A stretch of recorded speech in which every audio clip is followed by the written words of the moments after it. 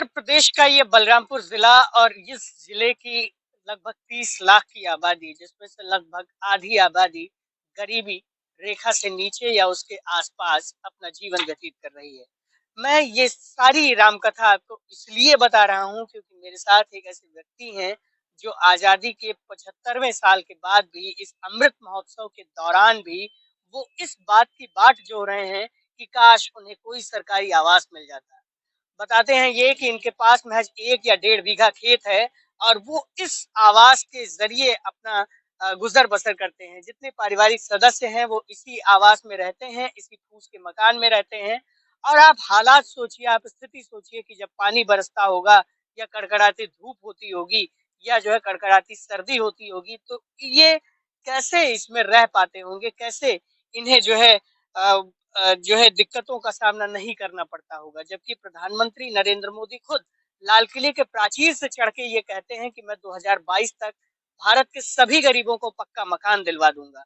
तो ये सपना कितना सच्चा और सपना दिखाने की जो सब विभाग दिखाने की जो आदत है वो कितनी अच्छी, और इनकी इस आवास न मिलने के पीछे क्या कहानी है, क्या दिक्कतें रही, ये सब जानेंगे, इनसे बात करेंगे और इनका पूरा घर दिखाऊंगा मैं आपको। और आप देखिएगा, आपको अगर अच्छा लगे तो उन हुक्मरानों तक इस आवाज को पहुंचाने की कोशिश करिएगा जो भ्रष्टाचार के नीचे फाइल पर फाइल चढ़ाते चले जाते हैं और उस पर धूल चिपकती चली जाती है।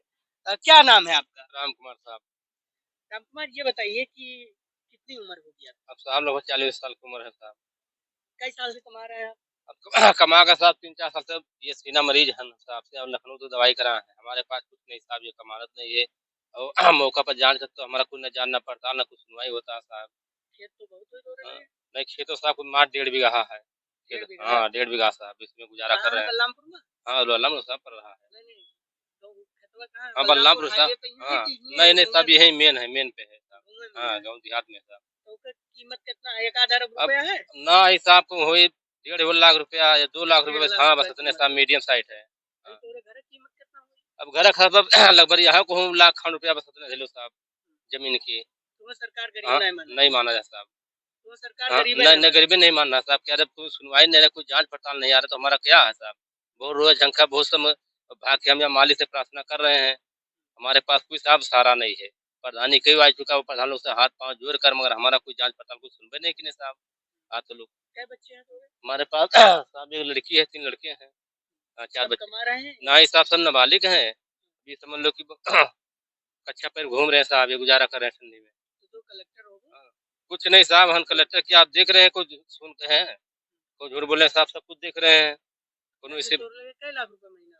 कुछ नहीं साहब, हमारे पास कुछ तो भिखारी तरह भीख मांगने वाले सब देख लीजिए क्या हमारे पास है। जिस सेक्रेटरी ने, ये जिस अधिकारी ने आपका आवाज काटा होगा तो यही जान रहा होगा कि आपके पास करोड़ों रुपए आते हैं। अब यही साहब वो जाना होगा।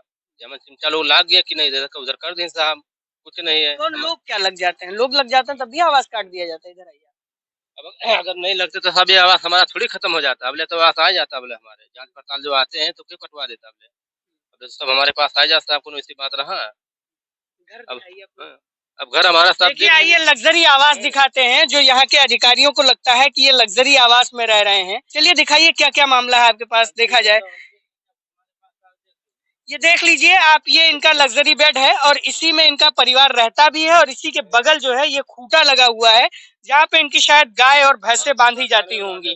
तो जो भी चीजें आप देख सकते हैं कि ये इनका लग्जरी बेड है, जो अधिकारियों को लगता होगा कि 2 करोड़ रुपए का है। तो देख लें, ये अधिकारी भी आंख खोल के, और जो नेता है वो भी देख लें आंख खोल के कि इस तरह से 2 करोड़ रुपए का ये बेड पड़ा हुआ है।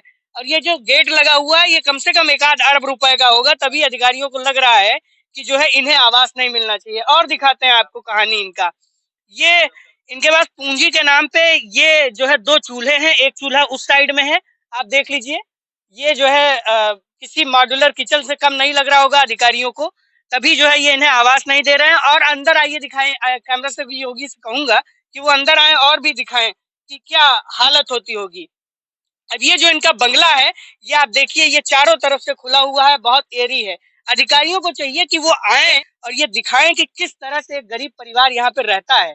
ये इस तरह से ये ठंडी जब होती होगी, पूस की रात जब जो बीत गई पूस, उसमें जो दिसंबर और जनवरी की जो ठंडी होती होगी उसमें ये किस तरह से परिवार रहता होगा जब चारों तरफ से हवाएं चलती होंगी और ठंडी आती रही होगी। आप सोचिए बरसात में क्या आलम होता रहा होगा। मैं कहूँगा छत दिखाया जाए और छत के जरिए आपको ये पता चल जाएगा कि कितना बढ़िया फोर सीलिंग लगा हुआ है। अधिकारियों को जो दिख रहा है कि ये फोर सीलिंग लगा हुआ है। अब ये देखिए इन्हें जो है आवास योजना के साथ साथ उज्ज्वला योजना का भी लाभ नहीं मिला, जबकि इन्हें उज्ज्वला योजना कब का मिल जाना चाहिए था। प्रधानमंत्री मोदी जी तो कहते हैं कि हमने 12 करोड़ गैस बांट दिए। अब 12 करोड़ में यह आदमी काहे नहीं आया भाई? बहुत जोर लगा था मगर हमारा कोई नहीं सुना और कोई ना हमारा अधिकारी सुना ना था। हमको गैस 12 सिलेंडर करोड़ में लोगों में आप नहीं थे? हाँ कुछ नहीं रहे साहब। हमको तो तभी तो छोड़ दिया। हमारे पास कुछ नहीं, ना कुछ, ना जान ना पड़ताल ना कोई।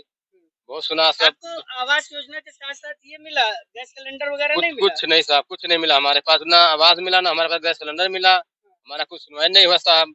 हर जगह बलरामपुर हर जगह दौड़े, कोई हमारा नहीं सुनवाई हुआ। उत्तर प्रदेश में 4 करोड़ लोगों को आवास बांट दिया गया, आपको नहीं मिला? नहीं मिला साहब, हमारे पास कुछ नहीं मिला। हम बहुत दूर धूपे रोए झंके बड़े छोटे से मगर हमारा कोई नहीं सुना साहब। मैं कब दो प्रधानी कभी डीएम को या किसी अन्य अधिकारी को जो है एप्लीकेशन दिया? हाँ साहब गया मगर अब वो फाइल यहीं दाब दिया, वहाँ तक नहीं पहुँचाया। हाँ मुंशी वगैरह सब लोग वहाँ तक हमको पहुँचने नहीं दिया कि हम तुम्हारा लेटर लगा देवे। हाँ हमारे पास तब कोई नहीं पहुँचने दिया। हम वही से अपन छोड़ के चला साहब। अनपढ़ आदमी ना, हम जाना कान ना पढ़े लिखे साहब। तो वहाँ मुंशी लोग हमको मिले कि अपन जाओ लगा दो, आपको इंतजाम लगा दे, कोई बात नहीं है। हम लोग जब साहब आगे डीएम साहब से मुलाकात किए तो कहना अंदर नहीं जाना। अच्छा, हाँ ये बात साहब हो गया।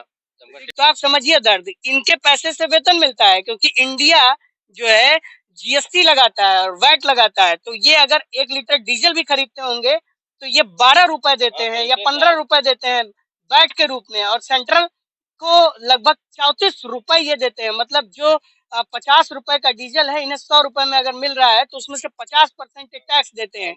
एक मंजन खरीदते हैं तो उस पर ये 12% टैक्स देते हैं, यानी कि 1 रुपए में 12 पैसे टैक्स देते हैं।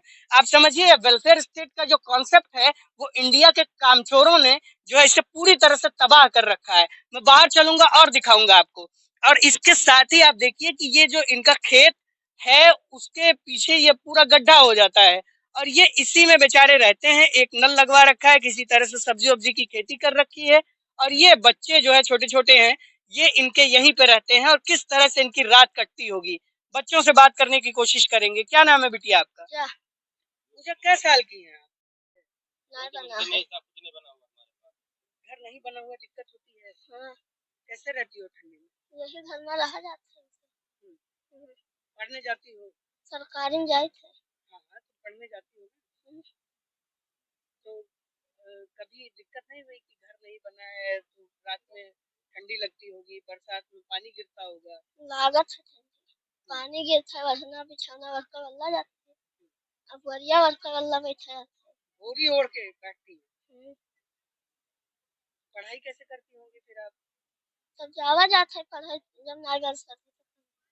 रात में कभी नहीं पढ़ती हो? लाइट लगी है घर पे? नहीं लगी। अच्छा, तो पढ़ाई हो ही नहीं पाती रात में? स्कूल से आते हो फिर नहीं पढ़ती हो? अच्छा, काम धंधा करे लागी थे नहीं करे। मम्मी का हाथ बटाती है।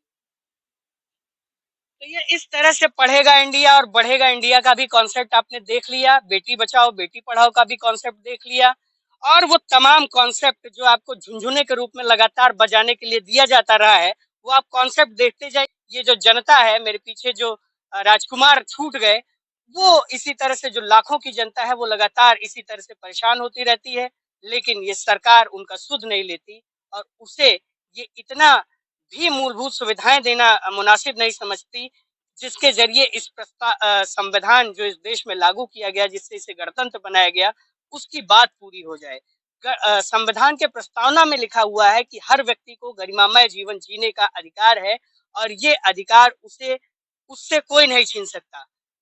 इसी तरह से कई संविधान संशोधन किए गए जिसके जरिए भूख यानी कि रोटी का अधिकार दिया गया, पढ़ाई का अधिकार दिया गया और वो तमाम अधिकार दिए गए जिसके जरिए जो है एक व्यक्ति के गरिमा में जीवन में किसी तरह का कोई हस्तक्षेप ना हो, वो पूरा हो और वो एक उच्चीकृत समाज में रहते हुए अपने जीवन को उच्च तरीके से जी सके। लेकिन ये सारे सपने बलरामपुर जैसे जिलों में धराशायी हो जाते हैं और इन अधिकारियों की कामचोरी भ्रष्टाचार के भेंट चढ़ जाते हैं। तो बने रहिए इसी तरह की खबरों के साथ। अगर आपने हमें अब तक सब्सक्राइब नहीं किया है तो प्लीज सब्सक्राइब करिए और अगर आप हमें फेसबुक पे देख रहे हैं तो हमें फॉलो करिए, हमारे चैनल को शेयर करिए, हमें शेयर करिए। आप इस वीडियो को उन हुक्मरानों तक पहुंचाइए जिसके जरिए राजकुमार जैसे हजारों लोगों का फायदा हो सके, इन्हें एक छत तो कम से कम नसीब ही हो जाए। धन्यवाद। जय हिंद, जय भारत।